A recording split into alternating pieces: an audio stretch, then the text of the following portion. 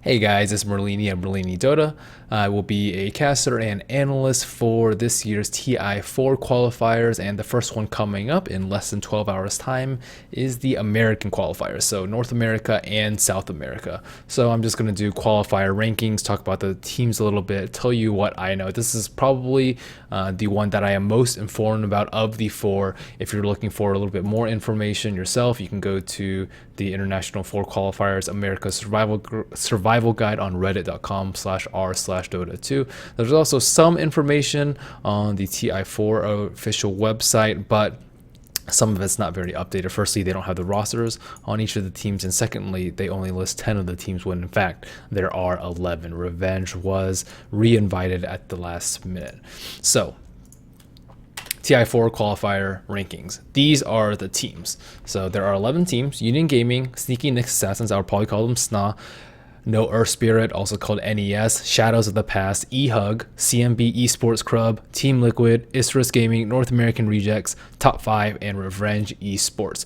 So 3 of these teams have people that have actually been to previous TIs. Sneaky Nyx Assassins, IX Mike and Fluff were part of Liquid on TI3, so both of those two attended TI. Team Liquid, TC, Koikwa, Boba, Demon, and Way 2, I believe, all attended TI. Demon, I think, part of EG, Way 2 on Dignitas, and Koikwa on Liquid. Pretty sure all of these have been in TI. And then last but not least, North American Reject sneaking on Dignitas, Fog also on Dignitas, Brax and 1437 on LGD International, and Korok on Liquid. None of these other teams have anyone who has attended TI, and I actually think that makes a pretty big difference. So what do I know about these teams? Union Gaming, I cast a stum in Star Ladder qualifiers for America. Did not perform very well. Not impressed. No Earth Spirit, they didn't do too well in the Summit American qualifiers, but they were playing with a stand-in a lot of the time. Relic was the one that was absent for most of the games. Goody's actually pretty big playmaker, and they're decent. Shadows of the Past, some of these members played on various other teams. Last Hit Magic was on a team with Eosin for a little bit. Joy participated in MLG, NA, Chicken MC, and Nayrock and Risk, I believe, also all participated in the Star Ladder America qualifiers. They're all right. eHug, they've been around for a pretty long time. They have their own team house set up in New York, but unfortunately they haven't been delivering results recently, even though they have a pretty stable and consistent roster. CMB Esports Club from Brazil, 40R King RD. These King RD's been around in Dota for a long time. Tavo, Nedbone, and Baga played against them sometimes in the NA Dota, SECS, and TECS. Liquid, they were directly invited last year, but this year they're having a lot of trouble with 6.80 and 6.81. Some roster instability issues too. Isurus Gaming, DDX is probably the one that I know the most. He was formerly of Root that played with Monkeys. Other guys don't really know too well. They were in Star Ladder qualifiers too. North American Rejects, a very recently formed team, but a lot of big names. 1437, one of the better support players in America, has along with Fog, Korok, pretty strong solo mid, Sneaking, decent carry player, and Brax, one of the best offlaners, I say, one of the bigger playmakers. Top 5, play against them sometimes. Some of these members, I think Patso in particular was on Osiris Gaming before. They're all right. And Revenge Esports, they've had a lot of just recent stability issues. Smash left the team and then they got re-invited. I don't exactly know what the deal is with all their consistency issues, but Smash is probably one of the most individually skilled players out of these 11 teams, and his other team members aren't as strong as him, but they're still someone to look out for. They give teams like EG a run for their money sometimes. So on to the top contenders. Yeah, 4 top contenders. Liquid, who some people say they should have been directly invited. I certainly don't think they should have been, but they are still pretty strong. They have a lot of experience. Revenge, SNA, and North American Rejects. Again, Liquid and North American Rejects, they are by far your most experienced teams. A lot of them have played in top tier competitive play for a pretty long time. They have a lot of people that have been to TI and they're just really committed to competitive Dota. And although they haven't had the strongest performance recently, they probably have the most skill to develop, I'd say, and hone. They have very high innate skill levels, even if it's not really showing right now. Sna, they have Fluff and IX Mike, kind of outcast from Liquid, and 3 other players, Ush, Sna, and Whitebeard. I think that Whitebeard's a little weak. Ush and Sna are fairly promising. Ush has been a standout player as of late, but they're still relatively new and inexperienced. Fluff was just on Liquid a few months ago, and he moved over to captain this new team. And then Revenge, your South American team, Smash, is very, very good. And there's other team members that are pretty hit or miss, but they very well could make it out to TI4. So you have your middle of the pack teams. I think I have 4 top contenders, 4 middle of the pack teams. EHUG, CMB, No Earth Spirit in top 5. EHUG, I don't know. They never really like super impressed me. They ran Bloodseeker once in Starlighter NA, Summit NA, which was kind of cool, but it was only one game, and a lot of times they just like pick very aggressive drafts, don't play aggressively, and fall flat. They don't seem to have a good game plan a lot of the time, or they don't execute properly. So those are pretty big issues, I'd say, and I cannot put them in the top 4 and forefront of NA qualifiers. CMB, your Brazilians, they're very inconsistent too. I saw King RD just like absolutely feed on Slark one game. Other games he just like completely destroys and carries the game by himself, but consistently goes a really long way. And although this team has been together for quite some time, their results have also not been terribly impressive. No Earth Spirit, their results were actually pretty good, better than I expected coming into the Summit NA. I think they finished like 2-5. And they gave some teams a very, very good run for their money, and they were playing with a stand-in for most of the time, sometimes even with 2 stand-ins. I think that Knave is really weak. I think that Relic is pretty strong, but he needs a lot more experience. He's still kind of a fledgling. Goody is probably one of the better Sand Kings I've seen in NA. Half-Right Eggroll, pretty decent Centaur, and Bricks, he's a decent player that I play against in matchmaking a fair amount. They have potential, but they lack experience too. Top 5, I think it's Shanks, Patsoul, and a few other Asian players. They're decent too, but they're not as serious. They haven't participated in a lot of the other tournaments. They haven't been together for a really long time. They don't scrim as much. I have some of the Liquid and Sna people on my friends list and NAR, and they're practicing all the time. Top 5, I don't see them practice very often. I don't meet them too much in SCCS or TECS. I don't see them participating in qualifiers or small tournaments of other stuff. So I don't really know what they're up to, but from what I've gathered, they don't practice that much. And then your long shots, the ones that if they were 8 teams, they will probably not be invited. There are 11 teams. So the 3 that I don't think will make it very far: Isris, Shadows of the Past, and Union Gaming.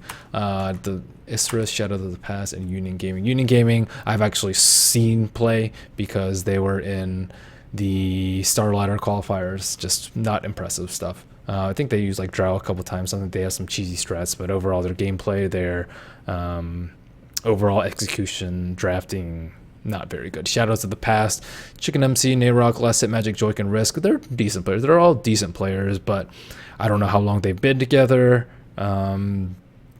They have no real big standout players. A lot of them have been playing Dota for a really long time, like Last Hit Magic, but in terms of actually getting a TI4, I don't see it happening. And the last one that I saw, Isris Gaming, saw them a little bit too. They're probably the best of the 3 that I put in the bottom of the barrel, but they're still bottom of the barrel, at least in my opinion.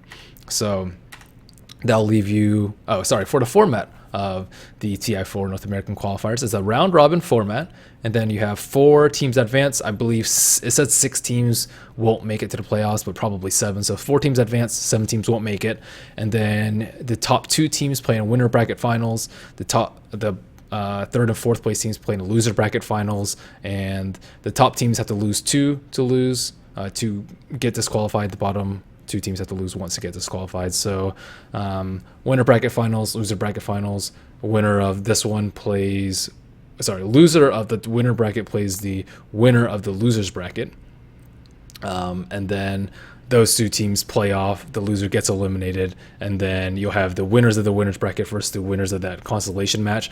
They will be your top 2 teams. The winner gets directly invited to TI. The second place goes to TI but has to play in a runners-up finals versus the 3 runner-ups from the other regions to qualify for 16th places. So there'll actually be 15 teams directly qualify for TI, 4 teams playing off. So you'll actually see 19 teams at TI, but only 16 teams will actually play in the real TI. It's kind of like NCAA, where they have those like random matches before to see who gets the last 32nd seed.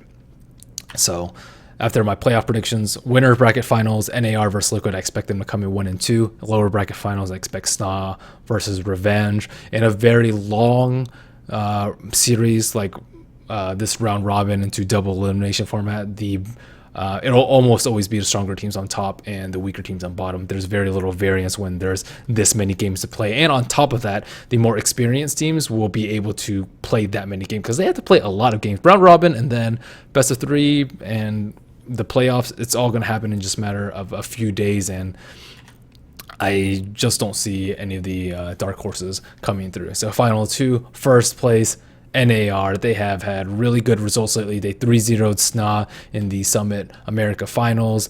They beat Liquid, and I think they gave AG like an okay run for their money, but